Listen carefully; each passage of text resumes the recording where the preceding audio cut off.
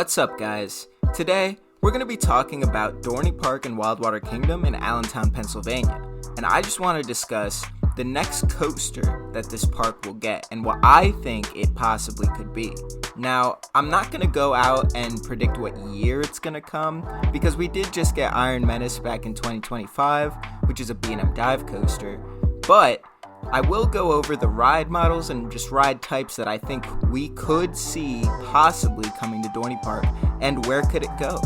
So to start off, I'm going to go with a kind of obvious selection because it has been rumored that this park could get something like this, but I'm going to say, in my opinion, it's one of the more likely coasters that I think they'll get, and that's a GCI wooden roller coaster, and not even just specifically GCI, but a wooden roller coaster.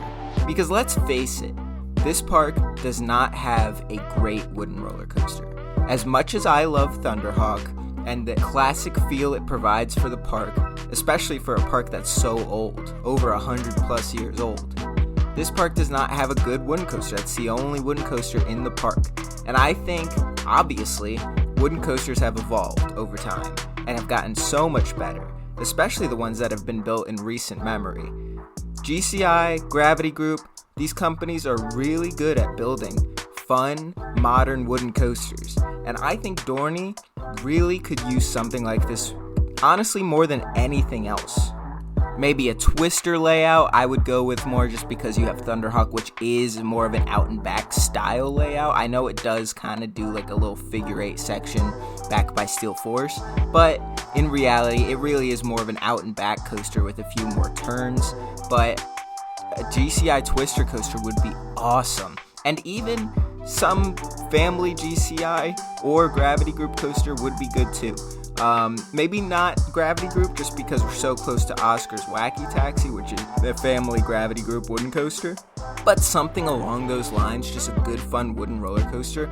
And it'll be a good way to kind of show people that wooden coasters are still really fun and not just these old rickety rough rides like Thunderhawk, which I'll give the park credit. Thunderhawk is very smooth, especially for a 100 plus year old coaster. I wouldn't say it's smooth, but for what it is, it's definitely smoother than you'd expect.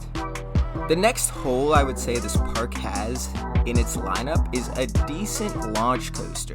Now, I do think Possessed, which is the park's only launch coaster at the moment, I do think that's an underrated ride. Impulses are so much fun, especially those pullouts going up to the spikes are pretty forceful, and honestly, when you come down backwards into the brakes, it's pretty forceful. So there's a lot of good moments on Impulses, but I still think this park needs a quality full circuit launch coaster, like a Vekoma launch coaster. Doesn't have to be anything huge, because remember, this is Dorney Park. I mean, we did get a pretty decently sized dive coaster, but I still think, we're looking at a tighter budget with these smaller parks. And I mean, Vekoma's not terribly expensive these days. A lot of these parks that are buying Vekomas aren't huge, and they don't have massive like Cedar Point budgets. So, I mean, I could definitely see Dorney getting a Vekoma launch coaster. B&M dive coasters aren't cheap either, let's be honest. So I don't know if the budget is really an issue for a Vekoma launch coaster. But I could also see a smaller scale, kind of Intamin, family thrill coaster type ride coming to Dorney at some point. Any launch coaster I think would do wonders for this park, especially because if you look around the area, you have Storm Runner and then the Flash out at Great Adventure. So there's not much in terms of launch coasters in the area. I think that would do really well at this park. The final coaster type I want to get into is kind of out of the realm of possibility, but I would say it's a little more likely than people think, and that is some form of flying coaster. Now, I don't know if we'd really get a B&M flying coaster. It does seem like Dorney Park and Six Flags as a whole likes working with B&M. We do have Superman, which is about an hour and a half away at Great Adventure, but we can also see a Vekoma flying coaster. Something, I just think we could see something unique for the area around it. A flying coaster would be pretty good at Dorney Park, I think. And from what I've heard, Fly out at Phantasialand, if you're just talking specifically the roller coaster, was not very expensive, other than Fantasyland had to pay extra because they were commissioning a prototype. But now that Vekoma has the knowledge and experience with the flying coaster model, it won't be as expensive. You're not investing in a prototype. It's the same reason why Top Thrill 2 was so expensive, was because you are paying a company to go above and beyond for you with something they've never done, and they might have to set up a new facility to test this prototype that they're going to give you. I know, especially with Steel Vengeance and Twisted Timbers, Cedar Fair paid RMC extra, like a few extra million, to design a brand new coaster train model, which is what we see on RMCs nowadays, is their newer second generation trains. So I think it would be a lot cheaper for Dorney to go down the Vekoma route, but I don't rule out B&M just because of the relationship that the park and the company currently has with B&M. Now, we haven't really seen a B&M flyer be built in almost 10 years. I think Flying Dinosaur at Universal Studios Japan was the last B&M flying coaster we've seen, but that doesn't mean it's not going to happen. I mean, we didn't see a B&M dive coaster get built in America in almost a decade before we had some more like Dr. Diabolical. So, don't ever rule anything out just because it hasn't been built in a while. Look at the tilt coaster, for example. We had about a 25-year gap between the first tilt coaster and then now Siren's Curse.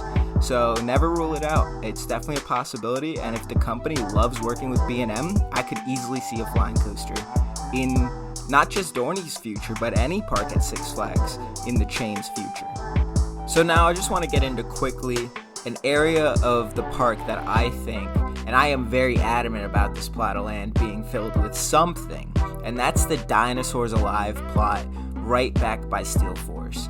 I think this is prime real estate for Dorney's next investment, and here's a few reasons why. For starters, they own the land, and it's just unused and open. It's not like they're gonna have to go out and purchase land like Hershey had to when they invested in Candemonium. This is something that is just free land that's not being used right now. You don't have to remove any currently operating attractions. And the other reason is because there is already infrastructure in place back in that area. You have a full pathway all the way back to the entrance of Dinosaurs Alive, as well as a bathroom that you can currently use. It's open. That whole pathway just leads back to that bathroom.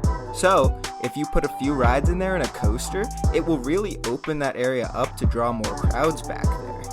Especially because right now a lot of people don't even know that bathroom is currently open. I think a lot of people think those buildings back there are abandoned, but no, they are still open. It's a trek to get back to that bathroom, but it's open. And I think if you built an area back there, it would do well. And it obviously, like with Iron Menace, you had a similar scenario where you had a path leading back to bathrooms that are just way in the back, hidden, and then one flat ride that was right next to it, and then nothing else. So it wasn't driving the crowds back there.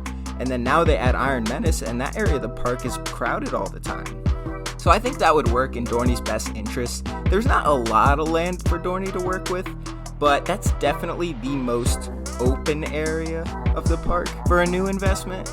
But there's one other area that I could see them building in, and that's back where Hercules used to be with the first drop over the water. There is a pathway back there under Steel Force that used to go to swan boats that they used to have on that lake, but also there's a haunt maze back there. And I think you could easily fit a coaster in there. I don't know how big of a coaster, but you could fit a coaster back there. They already did with Hercules. I mean, the footers are still there. You can see them when you go over there and you drive by the employee entrance. You can still see the footers from the old coaster. So that's definitely another plot of land that we could see something get built there, especially because you have that path by Demon Drop that goes back to the haunt maze, and then it's just a dead end. You could definitely fill an area over there with some rides, food, a coaster, anything, honestly. So yeah, that's just pretty much a quick little video about what I think the future could hold for Dorney in terms of a roller coaster. It's kind of hard to predict, especially with just having received a coaster, so we're probably not going to get an investment for a few more years, if anything. I mean, Dorney went a while without getting coasters, so it could be a while, but if they do add anything soon, these are kind of my predictions and what I think would be the best fits at this park. So what are your thoughts on my opinion of the new coaster types I think could come to Dorney Park. Do you agree with me? Let me know down in the comments. If you guys like roller coaster and theme park content, please be sure to like and subscribe, as it helps the channel out a ton. Thank you guys for watching this video, and I'll see you guys next time. If you'd like to support the channel even more, become a member and receive numerous benefits, such as watching all my videos the day before they release, access to my monthly top 25 coaster list, member shoutouts, and more. Thanks for watching this video, and I'll see you guys next time.